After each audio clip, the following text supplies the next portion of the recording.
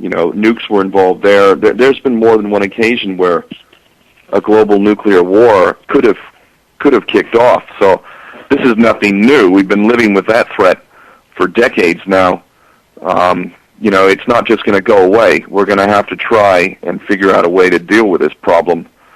And I reckon a flotilla done correctly, although it could conceivably kick things off. I mean, if Turkey sends an escort, and I think they should, and I think they'll have to, because the people, the policy of the Turkish government is not actually initiated by the same thing everywhere, really, with rare exception, if any.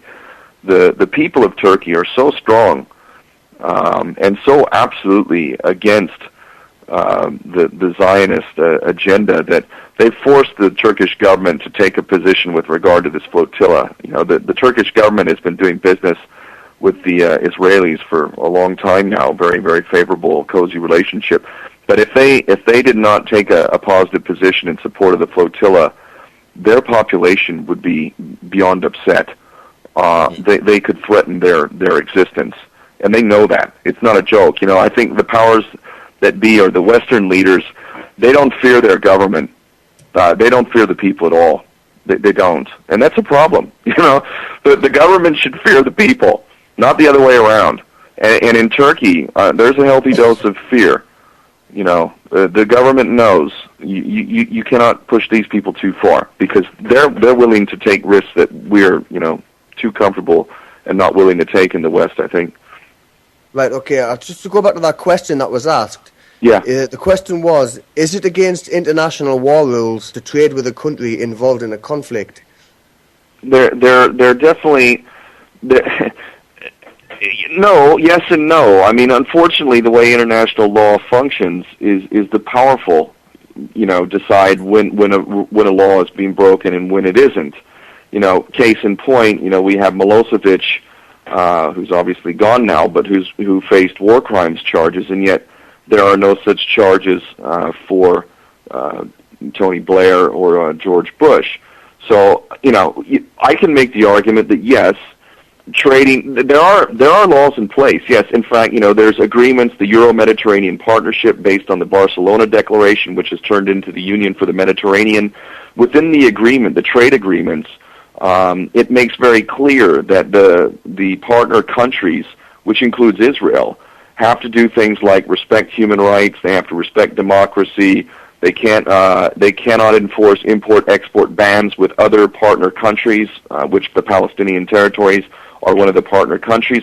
There is no question that Israel is violating that agreement, which is a multilateral treaty and bilateral treaties with the EU, completely.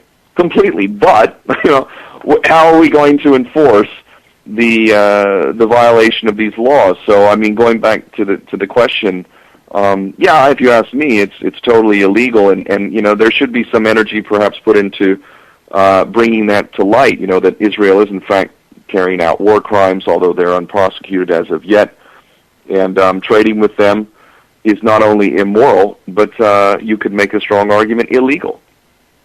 I mean, I agree with that, but unfortunately we're operating through the color of law, not justice-based law, not yet. Yes, clearly there's a massive disparity between what we all perceive to be natural justice and what's going on. There's no doubt at all that the legal system's failing. The international legal system is conspicuous by its absence whenever it's to do with Israel. I'm not exactly sure how that works, but obviously the power of veto must be being used to prevent this. As you mentioned earlier on, that charges hadn't been filed against Tony Blair, but in actual fact here, private citizens, many of us have actually walked into police stations with dossiers of evidence, and for the most part the police won't refuse to take it as a report. I think they take it as a joke. Yeah. But as soon as you report something that's bigger than a petty street crime, they just take it as a joke. Yeah. Yeah. And this whole color of law thing, is something that we need to change. I'm actually a believer in the need for law. In a better world, to be honest, if we project out even further, I believe that laws, and certainly codes and statutes cannot be. That's exactly it. Codes and statutes. That's not law. That's manipulation, exploitation, subjugation, wage slavery. It's all part of that process. But law, I'm a believer in law, but if we actually could use law in a transition to becoming sane, because we are living in a collective state of insanity. And we're functionally insane. As a society, we are clearly crazy. We're threatening our own existence. We're, destroying the planet on and in levels that are completely unsustainable. We have all the ability to comprehend the reality of what we're doing, and yet we continue to do it. We are, by definition, insane, collectively and individually, functionally insane. And if we were to make a transition to sanity and actually see our course and change course by using law, which is, can only be applied evenly, I actually look forward to the day where we can go beyond that and where there is no written law. There's no need for that. We know how to act. There's no need for a judge and a jury. Or what do you mean? If somebody acts in an aberrational way that's threatening to the whole, exhibiting impulses of insane levels of selfishness and need to acquire and accumulate and all this kind of stuff, people like that can easily be taken care of. There's social pressures that can be put on such people so that they, learn at a young age. That's not the way we carry ourselves. But, that's down the road a bit, but it's not too far. But I can see that day. That'll be a really lovely day. But in the meantime, I reckon we need law. Ken, we have a very good question here. Have you approached the angle of trying to give any public speeches or seminars in the UK to try and raise awareness within the country about this? I'm doing speaking engagements a little bit here, a little bit there. I would, however, actually like to do more of that with some other people who also can speak in really compelling ways and do it in a more targeted way so that, we have a specific objective. And I can see the flotilla in June being such an objective. We're not out here just to speak and, hear ourselves talk. We're out to actually achieve a goal.